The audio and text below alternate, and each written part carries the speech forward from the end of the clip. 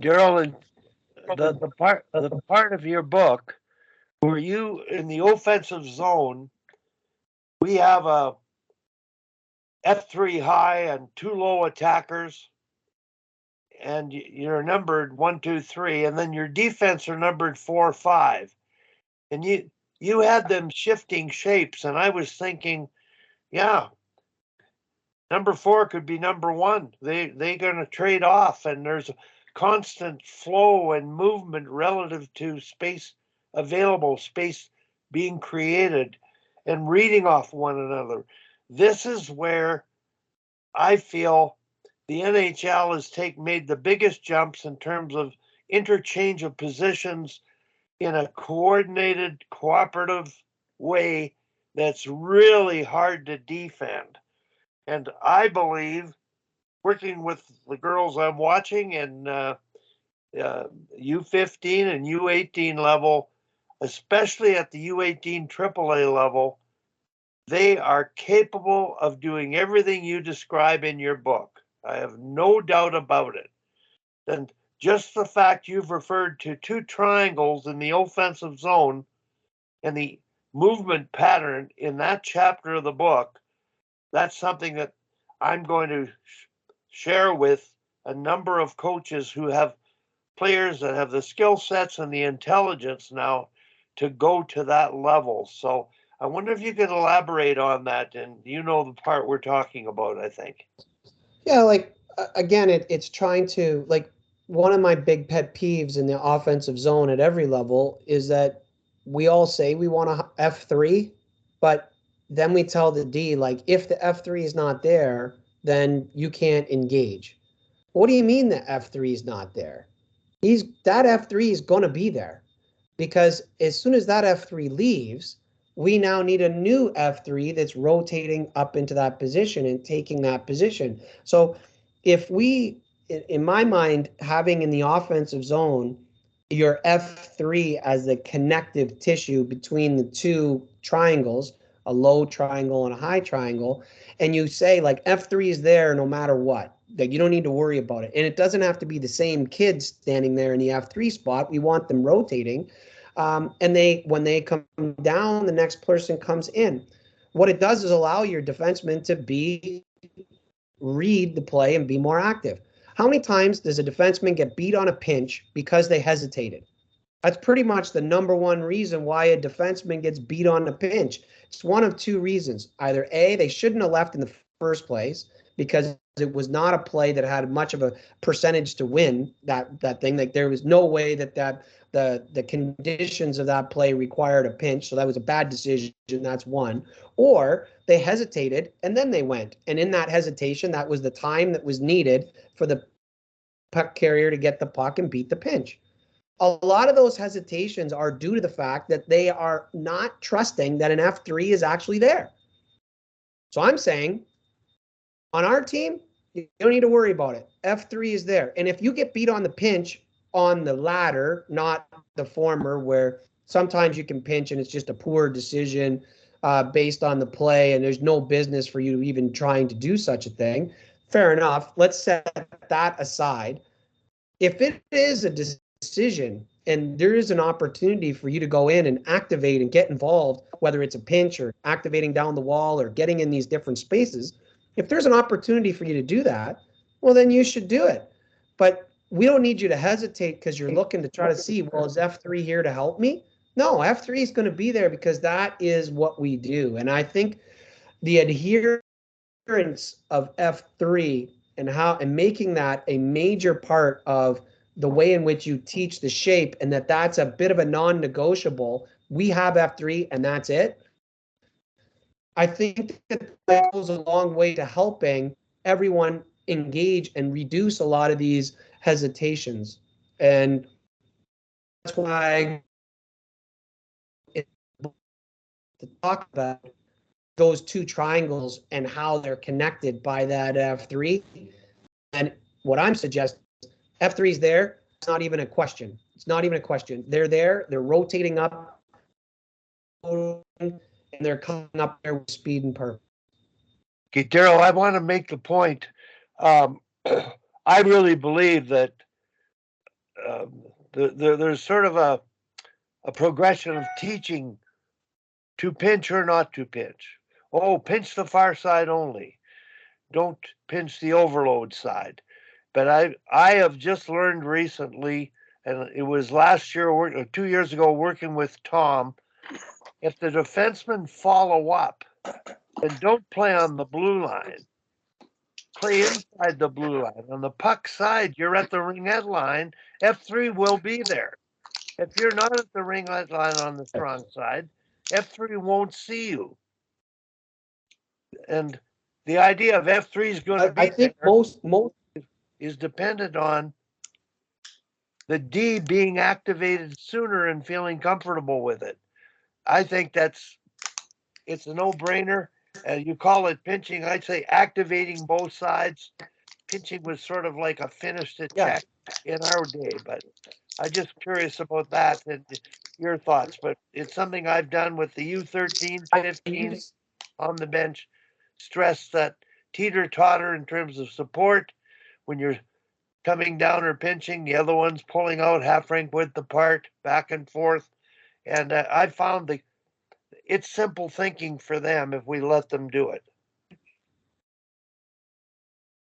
use the word it creates an immediate game connotation where everyone can know what we're talking about. But I think that the defensemen in general play way too high in the zone. And many of them are at the blue line and standing still at the blue line entirely too much for me. I really like the D to be moving. We used to call it surfing, and where they're actively moving. They come down to the ringette line. They're there. Then as we get the puck, then they start to pull back and use the space between the ringette line and the blue line. They use that space and create it, and it allows them to stay in motion. I also think that you don't need to be, if your players have that kind of movement, you're not really pinching like the way we used to describe it, where the kid was coming from a ways away. It is a true activation, but the activation started well before that decision. They were already moving into those spaces, and they're in coordination with the play, and they're in coordination with that F3. So where I was trying to go in explaining it was that those two triangles are connected, and this is not like new stuff. Like we've been talking about two triangles for decades now. It's not really rocket science. It's more the idea of the connectivity and how important that F3 actually is, and that maybe we should adhere to that more and then activate these D in a much more purposeful way earlier and have them moving much earlier so that they could attack down, they can surf across, they can, if we lose the puck, they can weak side fold, they can work in coordination with the now defensive forwards who are in the offensive zone. They're defensive forwards trying to get the puck back. I'm really curious. We've got Hal on and Jordan, and in terms of engaging the defense and them being involved in attacks, to what degree at your levels, Hal and Jordan, are we still playing 2-3 hockey, 3 forwards, 2D, or are we letting them interchange and people adapt at your levels? Are they there yet? Hal? I think the idea is there. Hello, everybody. Sorry I'm late. I think the issue that I see is we got D that want to grab a puck and they want to play forward rather than be sort of integrate, rather than headmanning it and then coming up underneath and creating tighter spaces or if there's turnovers. So they're encouraged to be very offensive, but that means get the puck and skate it themselves. And so, but that's manageable. So I think we're moving pretty quickly here, whether it's youth hockey, high school hockey, Daryl, I'm in Minnesota, into 5 guys on offense, 5 guys on defense. everybody's involved, and I've been for many years trying to get those defensemen off the blue line and get them closer to the top of the circles. Just for me, it's just about compressing the space that we're playing in, whether it's offensively, but also when there's a turnover, we've got an opportunity to sort of engage the other team much quicker that way, not let them get ahead of speed and get up and going. So I don't know, Jordan, what are you seeing? Well, I think much the same as what you're talking about, Hal, with the ultimate goal being, 5 on offense, 5 on defense. One of the things we see lots of is similar in that you'll have defense leading the rush rather than joining the rush. And lots of times I talk with the D about that in thinking that if we want to play fast, there are times for the D to lead the rush, but because the opportunity may present itself. But if we truly want to play fast, it should be joining the rush. And in that you're looking at the words I use are pass and play, not pass and watch. You made that great pass and you watch the puck go up the ice, right? Pass and play, pass the puck. And then really what Daryl's been talking about is that piece of making sure that playing off the puck, like the importance of that. And I think that where we are now with the defense skating the game so well,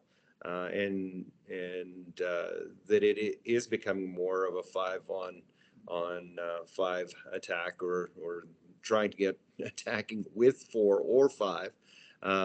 We do ourselves a disservice as well, though. We use labels still, and like you'll hear the label of a stay-at-home defenseman and that sort of thing. And well, my dad says I'm a stay-at-home defenseman, and you're going, well then stay at home. Stay home. Come and be part of the offense, be part of the fun. It's that piece. So it's we got to make sure that we're all talking the same vocabulary, and that we're all pulling in the same direction that way. And it's I go back to something you said a while ago, Hal, about the shots from the point, and that players saying, what do you mean, you don't want me to score from the point? No, we want to score. It's knowing how we are generating the offense. And so I think that it's a big piece that having these D activated at all times, offensive zone, defensive zone, always looking for opportunities to generate offense, because offense is fun. Jordan, in Daryl's book, and Daryl, this is the thing that I have to admit, I've never thought of, never heard of, but it's brilliant. You talk about defensive zone play offensively.